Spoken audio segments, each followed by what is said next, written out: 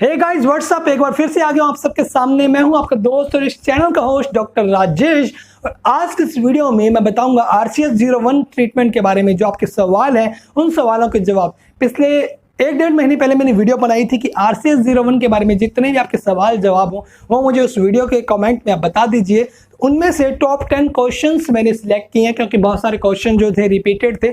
उनमें से top 10 questions मैंने सिलेक्ट किए हैं। उन टॉप 10 क्वेश्चंस का आज मैं यहाँ पे रिप्लाई देने वाला हूँ। और माफ़ी चाहूँगा वीडियो डिले के लिए, क्योंकि मेरे नई क्लिनिक का कंस्ट्रक्शन चल रहा था, उसकी वजह से मैं काफ़ी बिजी था। पूरा सेटअप जो था वो गड़बड़ा गया था, तो मेरे लिए यूट्यूब वीडियो बनाना जो था इम्पॉसिबल हो गया था।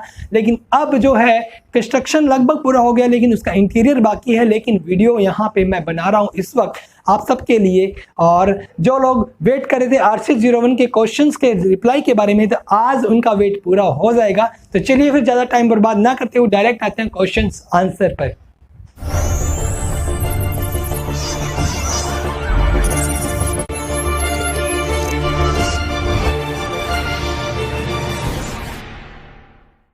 अगर आप RCS01 को लेके काफ़ी पॉजिटिव हो तो ये क्वेश्चंस 10 क्वेश्चंस आपके बहुत काम के हैं। 10 के 10 क्वेश्चंस आपको सुनने चाहिए। आपको जो है इन सभी क्वेश्चंस के रिप्लाई जो है आपको सुनने चाहिए। स्किप मत करना, वीडियो को अभी से लाइक कर दो, क्योंकि बाद में आप वीडियो की भावनाओं में बह जाओगे और लाइक करना भूल जाओगे। इसके अलावा चलिए फिर पहला क्वेश्चन शुरू करते हैं। कि पहला क्वेश्चन ये जो सबसे कॉमन क्वेश्चन था कि कितने % मेल पैटर्न एलोपेशिया वाले पेशेंट को में RCH इफेक्टिव होगा, यानी कि मेल पैटर्न एलोपेशिया का कौन सा ग्रेड होगा जिसमें वो सबसे ज़्यादा इफेक्टिव हो सकता है। तो बता दूं, ग्रेड 1, ग्रेड 2, ग्रेड 3 तक मेल जो है RCS01 बहुत ज़्यादा इफेक्टिव देखा गया है। ग्रेड 6-7 तक जो है ट्रायल नहीं किया गया है, तो अभी ग्रेड 1, 2, 3 पे ही वो ट्रायल किया गया है। तो अभी उन लोगों में सबसे ज़्यादा इफेक्टिव हो सकता है। लेकिन अगर बाल नए ग्रो हो रहे हैं तो वो ग्रेड 7 तक भी काम कर जाएंगे।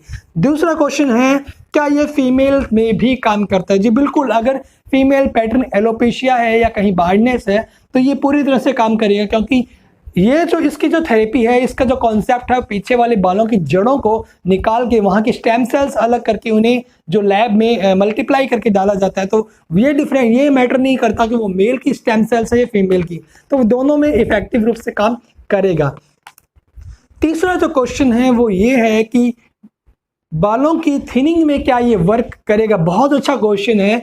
अभी तक जो मेल पैटर्न एलोपेशिया जो था, जिसमें गंजापन आ जाता है, बार्डनेस जो आ जाती है, जिसको एलोपेशिया बोलते हैं, उन पेशेंट्स में ये जो है इफेक्टिव दिखाया गया है। इसके अलावा थिनिंग में भी काफ़ी पॉजिटिव रिजल्ट्स आए हैं।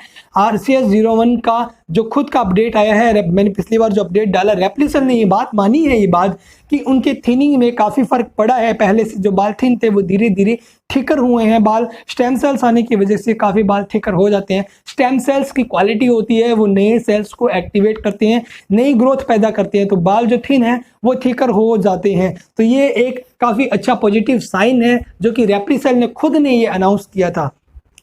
चौथा सबसे कॉमन, सबसे ज़्यादा पूछे जाने वाला क्वेश्चन है, RCS01 कब तक आएगा, स्पेशली इंडिया में कब तक आएगा? और बहुत से लोगों ने अपनी अपनी सिटीज़ के नाम लिखे हैं, कोलकाता, बेंगलोर, जयपुर, मुंबई, दिल्ली, यहाँ कब आएगा? तो अगर इंडिया में आता है तो सारी कंट्रीज में फैल जाएगा, पूरी सिटीज़ में फैल जाएगा, क्योंकि आजकल बहुत सर्विसेज बहुत फास्ट हो गई है, डॉक्टर्स बहुत एडवांस हो गए हैं, टेक्नीशियंस बहुत एडवांस हो गए हैं, इंडियंस गवर्नमेंट बहुत एडवांस हो गई है। तो वो क्या होगा, एक्चुअली 1 साल तो बर्बाद हो गया। ये जो पूरा साल है ना, ये पूरा साल बर्बाद हो गया।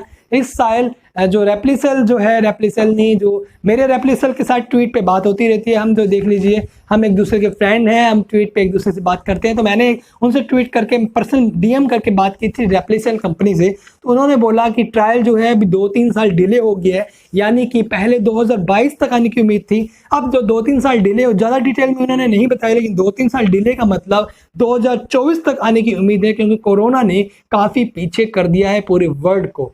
तो अब क्वेश्चन है 5वां कि इसकी कॉस्ट क्या होगी। कॉस्ट पर रेप्लिसेल कंपनी ने कोई जवाब नहीं दिया है, अभी तक वो पूरी तरह से चुप है। तो इसका मतलब ये है कि कॉस्ट के बारे में उन्हें अभी आइडिया नहीं है, क्योंकि जब तक पूरे डॉक्टर्स की ट्रेनिंग, इसके अलावा टैक्सेस, इसके अलावा जो मशीनें हैं, इसके अलावा डॉक्टर्स क्या फीस डिसाइड करते हैं, पेशेंट्स कितना अफोर्ड कर पाता है, इसके अकॉर्डिंग कॉस्ट डिसाइड होगी। लेकिन ये है कि इसकी कॉस्ट जो है हेयर ट्रांसप्लांट के रेट से काफ़ी ज़्यादा महंगी होने वाली है, क्योंकि ये ट्रीटमेंट काफ़ी ज़्यादा एडवांस है। लेकिन जैसे जैसे टाइम बीतेगा, शायद अब नहीं, शायद ट्रीटमेंट आने के 5-6-7 साल बाद ये जो जितना पॉपुलर हो जाएगा, जितना कॉमन हो जाएगा, जितने डॉक्टर्स इसको यूज़ करने लग जाएंगे, उतनी कॉस्ट सस्ती हो जाएगी, कॉस्ट इफेक्टिव हो जाएगा। लाइक हेयर ट्रांसप्लांट, जब हेयर ट्रांसप्लांट इंडिया में आया था तो मुंबई, दिल्ली, बेंगलोर, पुणे जैसे महानगरों में ही होता था और वहाँ पे 1.5 से 2 लाख या 4-5 लाख रुपए में हेयर ट्रांसप्लांट होता था। लेकिन अब छोटे शहरों में आने के कारण हेयर ट्रांसप्लांट की रेट 30, 40, 50 हज़ार पे आ गई है।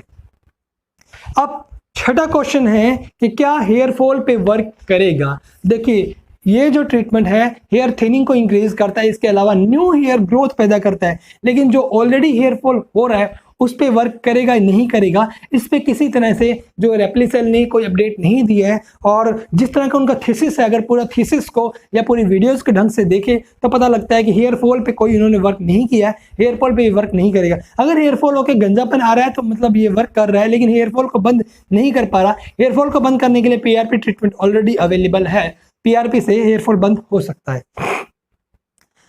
नंबर 7 क्वेश्चन है एलोपेशिया एरिएटा पर क्या ये वर्क करेगा। बहुत ही अच्छा क्वेश्चन है, आपको बहुत अच्छे से समझने की जरूरत है।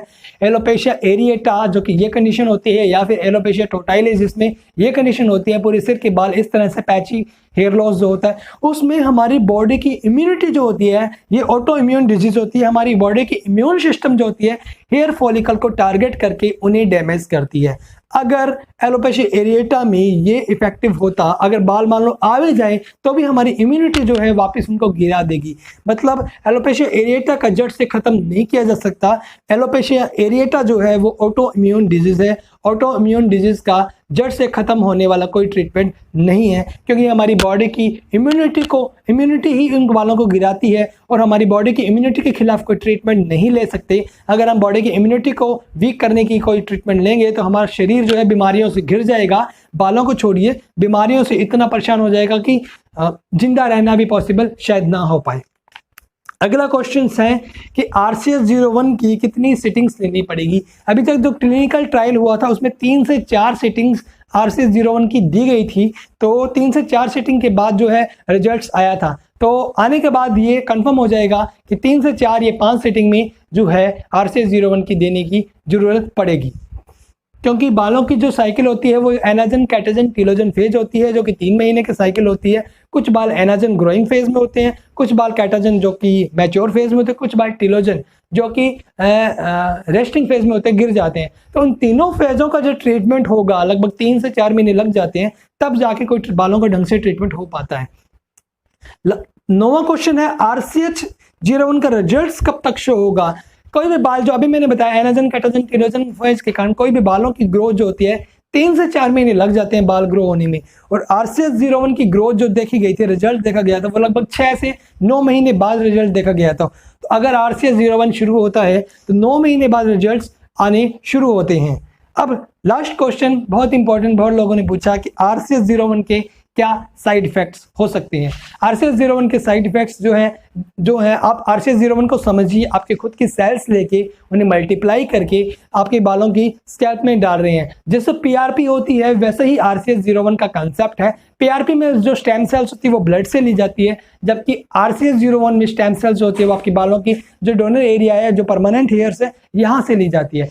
आप ही की सेल्स आप ही में डाल रहे हैं तो साइड इफेक्ट का सवाल ही पैदा नहीं होता, क्योंकि इसमें कोई एक्स्ट्रा मेडिसिन ऐड नहीं की जाएगी। तो ये क्वेश्चंस थे जो आपने पूछे थे और मैंने रिप्लाई किए, थोड़े लेट रिप्लाई किए, उसके लिए मैं तो मिलूंगा आपसे नई वीडियो में नए टॉपिक के साथ, और बहुत जल्द RCS 01 के बारे में एक नई वीडियो लेके आऊंगा। जिन लोगों को RCS 01 के बारे में नहीं पता उनको एक शॉर्ट वीडियो में मैं कंप्लीट एक्सप्लेन कर दूंगा कि RCS 01 एक्चुअल में है क्या, कौन सी कंपनी इसे लेके आ रही है, कैसे ये इफेक्टिव होगा और किन पेशेंट्स में, एलोपेशिया में, बार्नेस में किन पेशेंट में इफेक्टिव होगा। फिर से मैं वीडियो लेके आऊंगा।